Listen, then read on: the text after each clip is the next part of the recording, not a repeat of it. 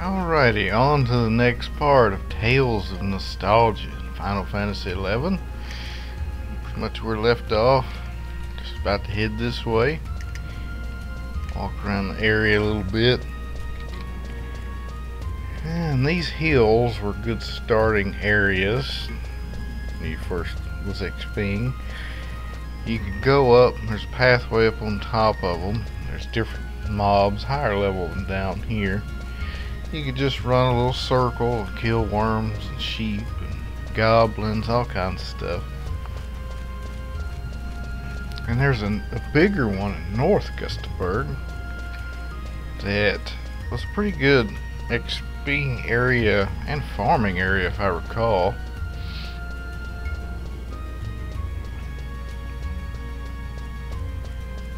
And here are the quads. Quite irritating characters. They aggro to sound, so a lot of times, and their pathing seems to almost lead them your way. I'm sure that's not the case. It's more likely random, but it always seemed like they would always walk your direction when you was kneeling trying to heal. And it's pretty much just more open, expansive area with a few more enemies.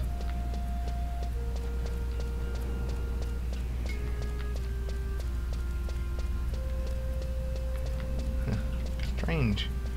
She got that lighting glitch or something. Gets a little brighter and a little darker. But yeah, some birds. And the birds are incredibly loud, flapping for some reason. Oh, lizards. So yeah, even though it's I think they said this game's much smaller than the Final Fantasy 14 zones. They seem bigger in some regards. Maybe it's because you actually walk slower than you do in 14, I'm not sure. Oh, coming upon a little famous area right around here.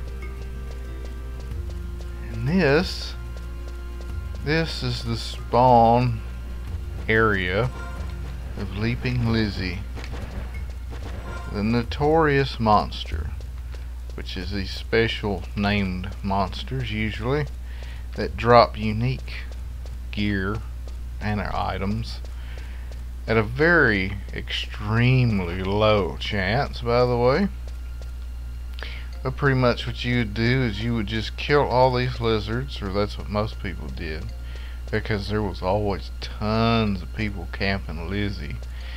Future prospective thieves, so forth. They always wanted those boots because the boots were very good for a thief and would actually last many levels. So it was worthwhile to camp.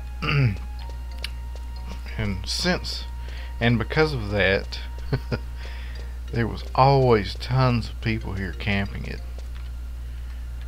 But let's see, get some wide scan going here. Just say, I know it's not up, but it could be, you never know. I brought a low job over here the other day to kill lizards for the daily quest, and Lizzie spawned. Of course, I already have the boots, so I just left it. No point killing it if you don't need the drop. You can't get the drop anyway because it's, you know, rare. You can only have one. So yeah, but this was the area right here, right around that little spire. Many lizards died around here.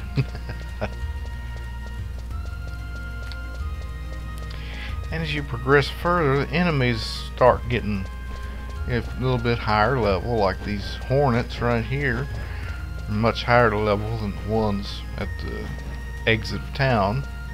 So you'd XP off these and crabs for a while.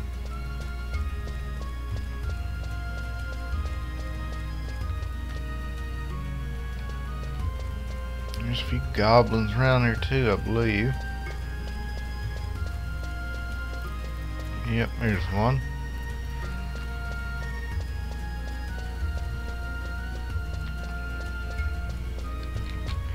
Now this zone over here is Dangraf Wadi, I think is how you pronounce it. I'm sure it's not right, but you know, I just pronounce names the way it sounds good. It may not be right, but whatever.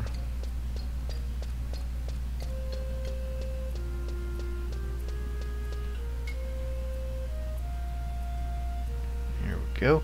Now this zone, like the mines in Bastock, has received a major overhaul. So let's see, let's check the map. Like half the zone, if not over half the zone, is all high level mobs now. Dangraf Wadi, yeah.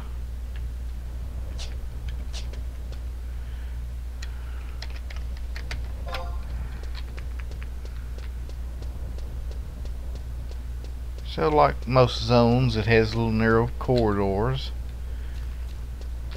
You know, I'm sure to help frames and stuff.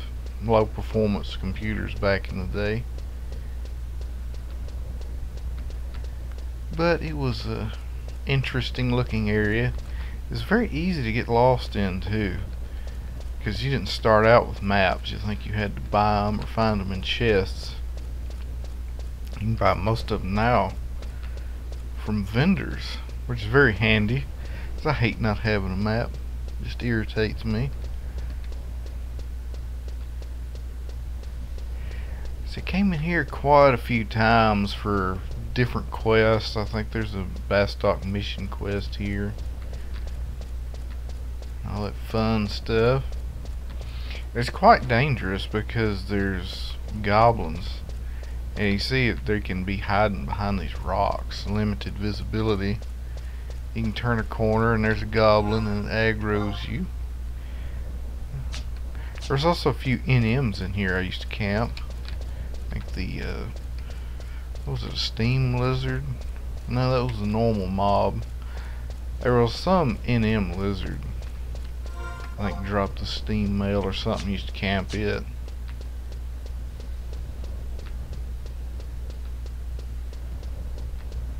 But yeah, pretty much it just looks all like this. I'm not exactly sure whereabouts the high level mobs start. I haven't been in here since I came back. But I know there's mobs that just, you know, pretty much destroy you in 1 or 2 hits in here.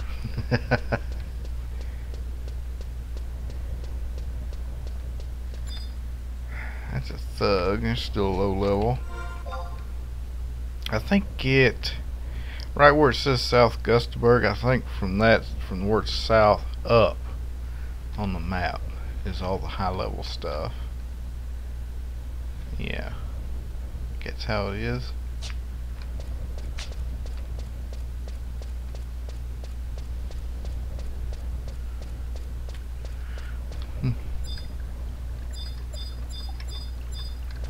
See, I don't know if these were used for anything.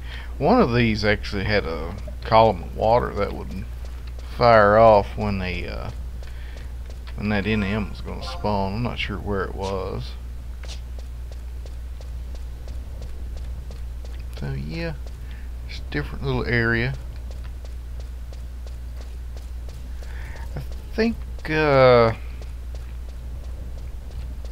was teamed up with 2 other friends in here one time, and we may have been doing a mission quest, I'm not sure, but there was some Japanese dude in here, and he didn't have any gear on, but he was extremely high level. I guess level 50 at the time was the cap, and he was just walking through here just massacring everything. Like he'd aggro the whole zone and then just do an AoE attack and just, you know, burn them down real quick. Of course, you know, it's still like real low levels, like, man, that's amazing and stuff like that.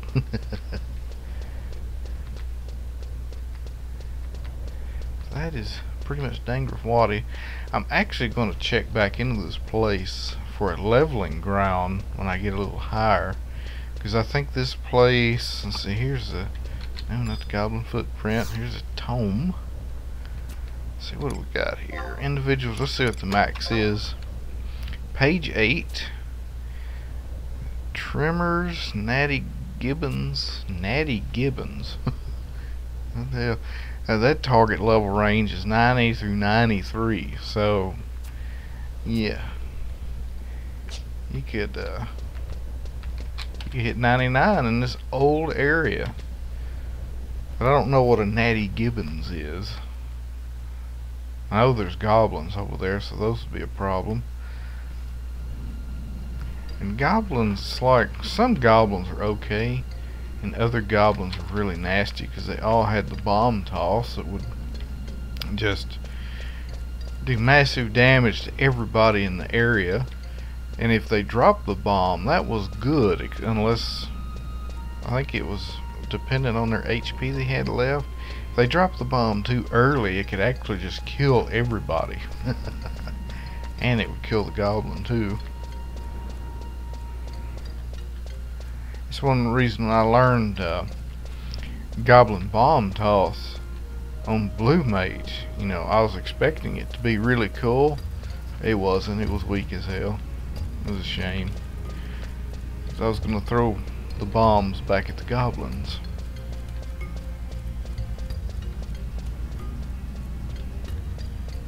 Now on to North Gustaberg. Now this path, there's two areas to North Gustaberg. There's like a cliff that divides the zone, so if you're here you can't go to the other half, like the eastern portion of it and vice versa.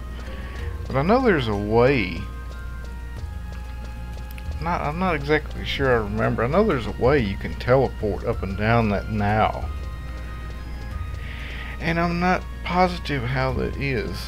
But anyway, this is the lower path that goes to like the highlands and onto the dunes and the marshlands and all that fun stuff. So once everything here gets too weak, you go onto this area, which they're about the same level. The outpost is here.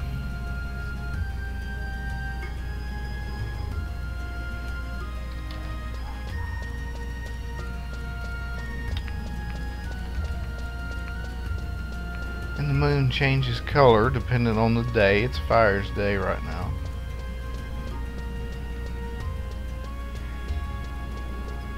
There was all kinds of rumor and speculation about crafting, moon phase, and days and times and directions, you know.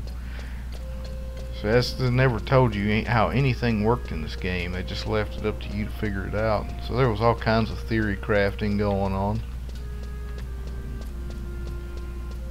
But then I think some people just data mine the stuff to find it out directly.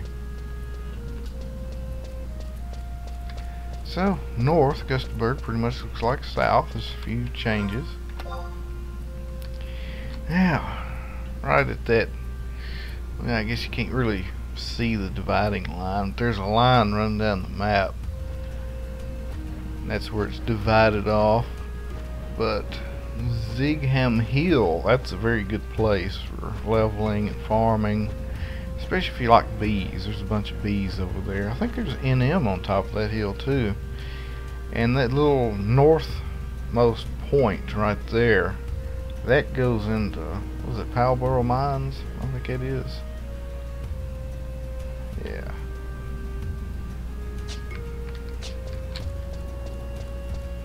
Y'all check out the mines. I'm not going to hit every area in order per se. I'll just go along a set path and talk about different things. But so anyway, I think I left off, I was talking about Red Mage, and I was leveling Red Mage around here. And you know, because it was doing pretty good, I had to save up money to buy spells, because you didn't just automatically get your spells, you had to buy them. So I was running around here killing some stuff, farming some stuff, and I saw some guy over here. He came up and he was talking to me, and I'm not really positive. I can't remember his name for nothing in the world. But he asked me something. I don't know if it was to team up, and I was like, I was much higher than he was. I was like, well, I'll just kill your experience. He's like, oh, okay. But I was like, well, I can follow you around since I do have cure spells. So he would sit there and fight a mob, and I'd cure him up, keep him alive, get some XP like that. And I'm trying to recall exactly where it was. It may have been like around this area here, I think it was. So he was like fighting something, you know, maybe a bird, lizard, quad, I don't remember. And I was curing him up, and a guy, an elf as a matter of fact, or elven, he came up to me and he was asking if I wanted to party. And this guy's name was Morgvenom, and he was with a few other people, and I was like, yeah, sure, why not? So both of us, the guy I was curing, or I guess power leveling as you call it, we all joined up in a party, and it was Morgvenom, Taru named Slacker, which is that guy that's talking to me right there, and there was a female elven, I can't remember her name, I didn't really get to know her, but anyway, we all teamed up and they were going to the dunes. So that's where I first met Morgvenom and Slacker. And all these years later, me and Slacker are still friends. You know, since back in '03, or maybe I met him. Yeah, I think it's still '03 when I met him. So that's one thing I like about this game. You actually make friends that stay your friends for a long amount of time. Which I'm sure you do in other games too, but I've played other games and I've made friends, but never ones that really kept in touch like the friends I have from this place. And there's the outpost. Now the Twinkling Treant was an event. It was like a treant mob. It was a big giant tree. It was like a towering skyscraper if it was here. And it just had tons and tons of life. And everybody would try and kill it, but it would teleport every so often to a different area. So you get attacking it, and then it would vanish, and you'd have to wait for it to show up. And it had this massive AoE knockback. It would knock you back just, you know, like 100 yards or whatever, and usually kill anybody not high level around it too. But supposedly for every server that killed all the trees in every zone, you got the outpost warps, which everybody managed to. Mainly, I guess, on account of the Japanese, because North American players are still too low level to really help much. I mean, I was like 13 or 14 and I was trying to help. On level, not age. But now they have, what is it? Yeah, these. Apparently these books right here now take the place of Outpost Warps survival guides. It's like for any survival guide you have clicked on, you can teleport between them. Or something like that. Which I guess is good in a way, because that was one of the hindrances of starting a new character, is you didn't have any outpost warps, so you couldn't quickly travel back and forth through the zones. You had to like take a chocobo in between the areas. The yellow birds, chocobo, I call them chickens.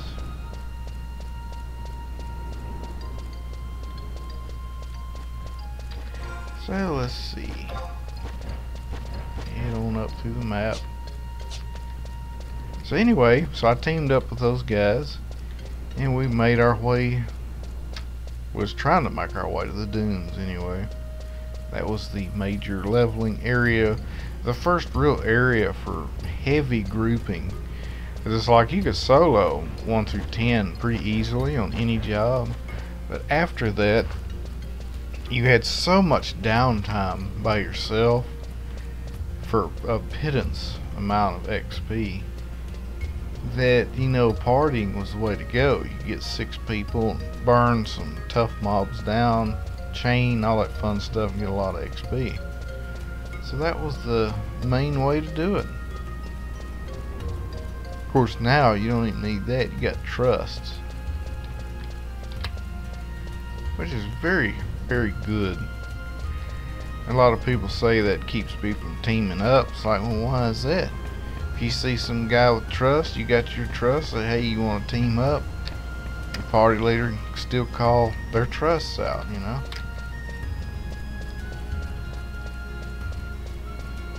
I think a lot of people say that this game you couldn't progress unless you was in a group, so you had to depend on people, and so people was more willing to do you a favor in exchange for them doing you, or you doing them a favor. Which to me, that's kind of backwards. You should want to do a favor for somebody just for the sake of doing it rather than trying to get something in return. But that's just me. I've had plenty of groups in solo only games.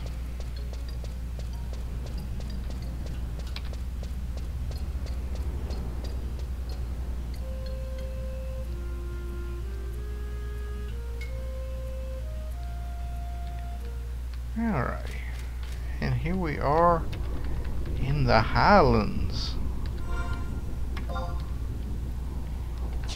Let's see, get out of there. There we go. Don't obstruct the map now. So yeah, pretty good sized area. Exits into the dunes and marshlands. It has the first crag right there, the Crag of Dim, which is a teleport point, basically. Oh, yeah, I forgot about these. Let's see, that big thing right there is Atomos, I think that's how you call them. Basically, those are gateways to the past, but I think that's a new one. It wasn't always there. I'm not sure what that goes to. I don't remember. I have to look that up. I don't know if that's for the Shadow Void stuff or what.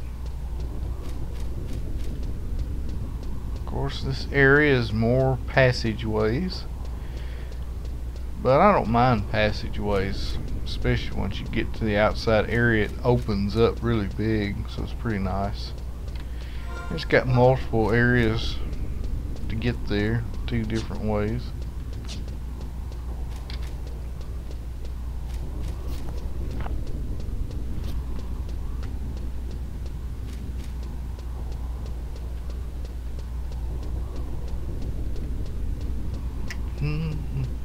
Oh, excuse me. Another thing they made that was much needed. I sure wish they had this years and years ago. You have your macros and you have your gear macros that you can add, and you can set it up just how you like it. So everything, because the old macros, NM I guess, the old macros just didn't have enough lines for you to change your entire set of gear, so you'd have to have at minimum 2 different macro keys for a full set of gear, and now this cuts it down to just 1 macro for a whole set of gear. So it's very nice, very useful. I have one for charm gear and one for combat, and the rest of the macros I have for, like, you know, charming a target and all this other stuff. It may have 1 or 2 pieces of gear that's swapped in before I do it. Motorcycle going down the road, or a couple of motorcycles. But anyway, like on reward, I have 3 pieces of gear that enhance the reward effects, so I put those into the macro. When I hit reward, it puts those on, and then I use reward, and then I can hit my combat macro, bam, it puts my normal gear back on.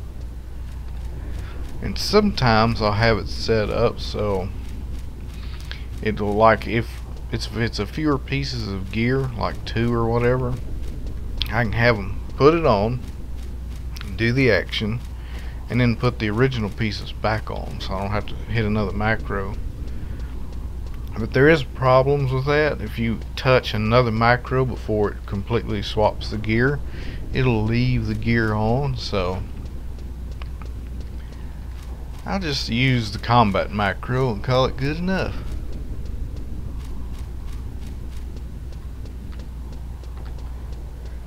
See, for some reason it just seems to take a long time to travel through these areas.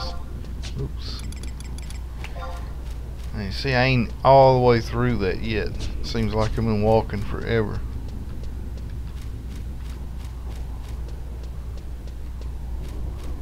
Passageways seem kind of barren though. I know the other one on the other side actually has more mobs in it than this one does. But this one comes out closer to the crag. I want to show that off.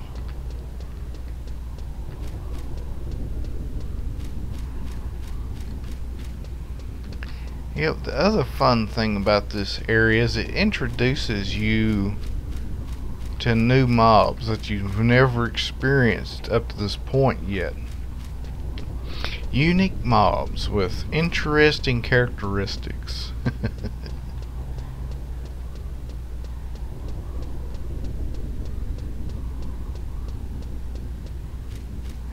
Getting closer now. It's usually always stormy in this area too. I don't know why. Stormy or winds blowing, one of the two. Now there's the old crag.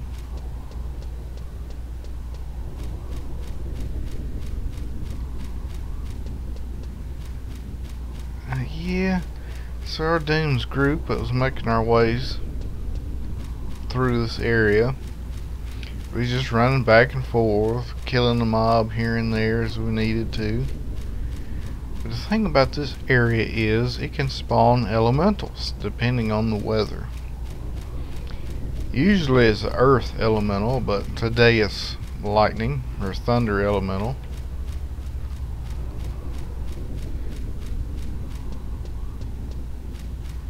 And if you cast a spell near one of these things, it will aggro you and kill you fairly quickly. Even decent, you know, you have difficulties: easy, decent, even match, tough, very tough, and then incredibly tough. And anything higher than incredibly tough is just, it's still incredibly tough. It'll just be, you know, X amount higher. But even a decent matched elemental can wreck you pretty good. Of course, back then a 2-week elemental could probably mess you up pretty good depending. So anyway, here's the crag. Let's have a good look at it real quick to get that mouse out. There we go. This is used for all kinds of quests, like the teleport spells a white mage can have will bring you here. So white mages were very popular for traveling around quickly, and also on that pad right there, that's used for COP or Chains of Promethea quests. That's where you go inside and you get into the emptiness in this in this shattered point right here. Shattered telepoint. Oh, there's an elemental. Yeah, these things right here. If you happen to cast a spell by these guys, they would wreck your day real quick.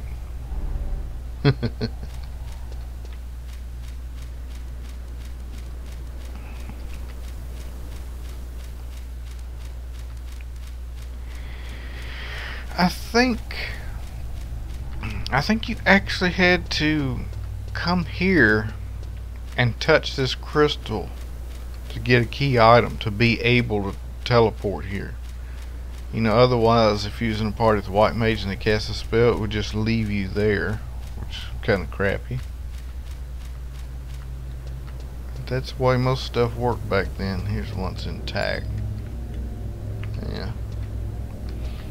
You can rent some chickens over there. See, now it's all windy. But I remember in that group was going along here. I think we got that crystal point there for whoever needed it. And was going along this area over to here. Still trying to get to the dunes. And if memory serves, it was right about here. Or maybe over here. And there was a big old ram walking around. Yeah, this looks like the right area. There's a ram right across this road here. And it was enormous. It was like the biggest mob we'd ever seen in the game so far. Well, aside from the Twinkling Tree, you know. And I think somebody asked, or Morg asked, is like, should we fight it? And about that time, he draws his bow, and Slacker's saying, no, like that, and it's too late. He goes to move to interrupt his shot. His shot goes off anyway. The ram comes over, just one shots everybody. So there's just a pile of bodies on the ground. We all have to home point and walk back out here. It's quite hilarious. There's no corpse runs in here. When you're dead, you just have to go back to the last place you set as your home point.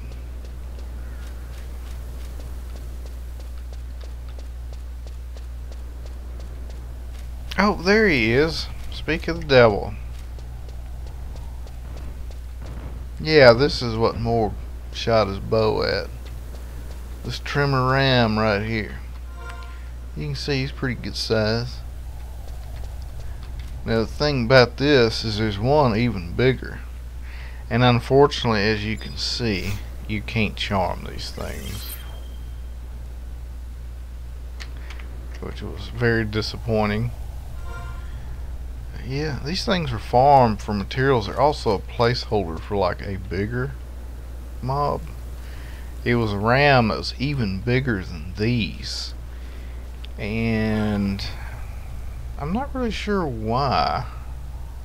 Or not why, but I'm not sure what the items are for. As a matter of fact, I may as well kill this guy.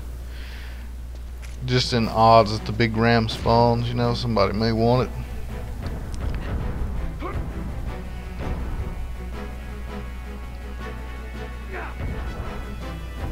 Yeah, he ain't got a chance. My guy's too high level.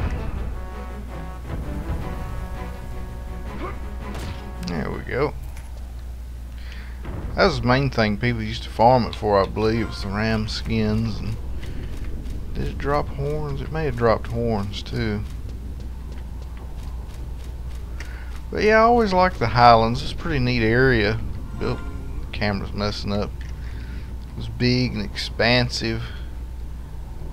You had all these hills and valleys, so your view could be really obstructed while like a quad's sneaking up on you.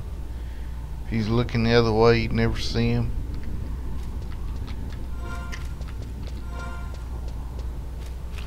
And little old saplings. Of course, you got some sheep.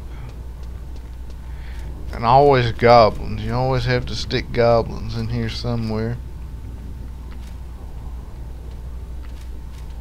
I think goblins may have been the main fatality for most people starting out. And they're in every zone too.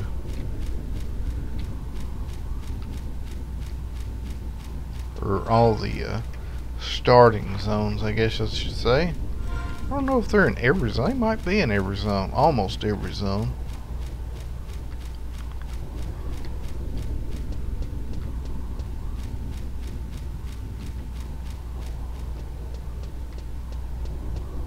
And this is the gateway to the dunes. After I zone into here, I'll check my time, see where I'm at. If it's been long enough, I'll call it good at the dunes, and then we'll pick up exploring the dunes. Because while the Highlands are pretty interesting, that one story in particular, there was many more entertaining stories in the dunes. Oh, there's another ram. Huh. And see, back when I started, mobs didn't despawn, they didn't leash. Basically, if you aggroed something, it was going to follow you until you were dead or you zoned at the zone line.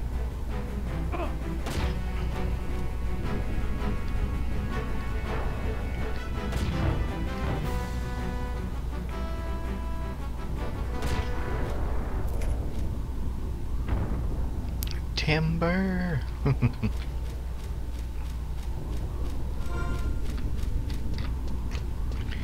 I don't know if that's a placeholder or not, but he was there.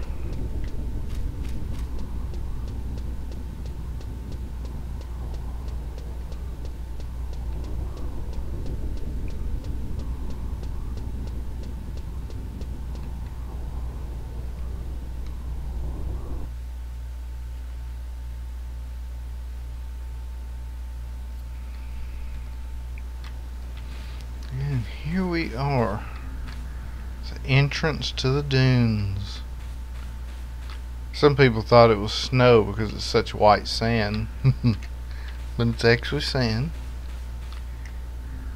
This is where I think you could set... Could you set a home point there? Let's see. Oh no. Well, yeah. Pay 5,600 gil? You crazy. So you could set a home point there, but only if your nation owned it, apparently. Or it'd be cheaper, I guess. But if you didn't own it, there was extortionists at that point. But anyway, I'm going to check my time. See where we are. And I might be right back.